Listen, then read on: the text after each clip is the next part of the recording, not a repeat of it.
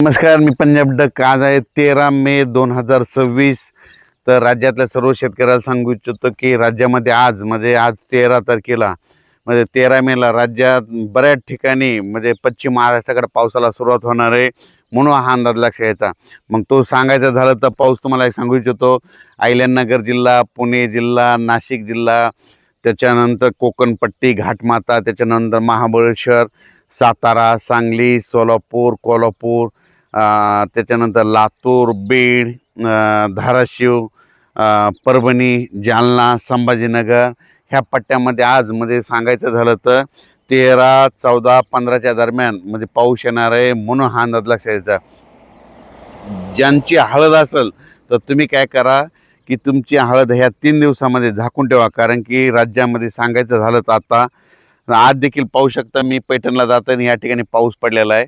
तर पैठणला जात असताना या ठिकाणी आष्टीकडे पाऊस पडलेला आहे. आणि त्याच्यानंतर राज्यातले सर्व शेतकऱ्याला सांगितलं आज 13 तारखेला मात्र राज्यामध्ये बऱ्याच ठिकाणी पावसाचं आगमन होणार आहे, म्हणून हा अंदाज लक्षात घ्यायचा.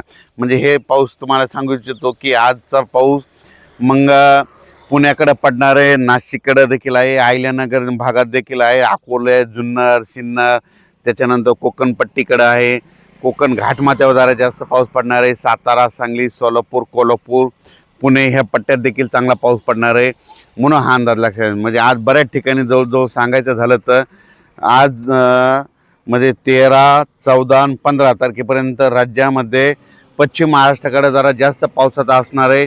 ज्यांची हळद असेल, कांदा असेल तर तुम्ही काय करा, आज दुपारपर्यंत झाकून घ्या. दुपारनंतर राज्यामध्ये म्हणजे बऱ्याच ठिकाणी पश्चिम महाराष्ट्राकडे पावसाला सुरुवात होणार आहे, म्हणून हा अंदाज लक्षात घ्यायचा.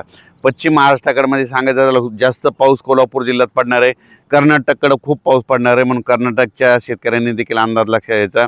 म्हणजे सांगायचं झालं तर कर्नाटक मान्सून पूर्व पाऊस आहे.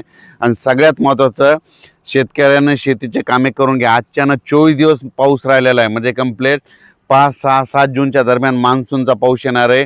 म्हणजे मान्सून जवळ फक्त मान्सूनचा पाऊस यायला 24 दिवस राहिलेत, म्हणून शेतकऱ्यांनी शेतीचे कामे करून घ्यावी, म्हणून हे देखील लक्षात द्यायचं.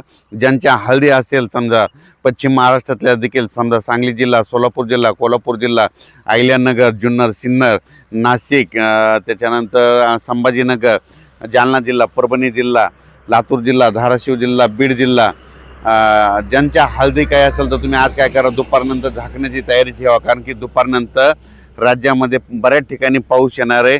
सर्वदूर नाही पडणार, फक्त विखुरलेल्या स्वरूपाचा हे अवकाळी पाऊस असतो. आणि सगळ्यात महत्त्वाचं 15 मे ते 30 मेच्या दरम्यान ज्या भागात जास्त पाऊस पडला पावसाळ्यात त्या भागात मात्र जास्त पाऊस पडतो. एक सगळ्यात उदाहरण सांगतो. 15 मे ते 30 मे दरम्यान आता ही आष्टी भाग आहे, ह्या आष्टीला पाऊस पडला बघा, इथं हे पाहू शकता. तर येणाऱ्या पावसाळ्यात इथं दररोज पाऊस येणार. आणि जर एखाद्या दिवशी इथं बाजूला एखाद्या गावाला नाही पडला तर येणाऱ्या पावसाळ्यात त्या गावाला सोडून देणार, म्हणून हे लक्षात घ्यायचं. 15 मे ते 30 मे दरम्यान पडलेला पाऊस निर्णायक असतो, म्हणून हे देखील लक्षात घ्यायचं. म्हणून राज्यातल्या सर्व शेतकऱ्यांनी हा अंदाज लक्षात घ्यायचा. पाऊस जवळ आलेला आहे, शेतीचे कामे करून घ्या. फक्त 24 दिवसात पाऊस राहिला आहे, म्हणून हे अंदाज लक्षात घ्यायचा. मान्सून उद्या 16 किंवा 17 तारखेला अंदमान बेटावर दस्तक देणार आहे, त्याच्यामुळं यावर्षी लवकर पाऊस येऊ शकतो, म्हणून हे देखील सर्व शेतकऱ्यांनी लक्षात द्यायचं. अचानक वातावरणात बदल झाला तर लगेच एक मेसेज दिला जाईल.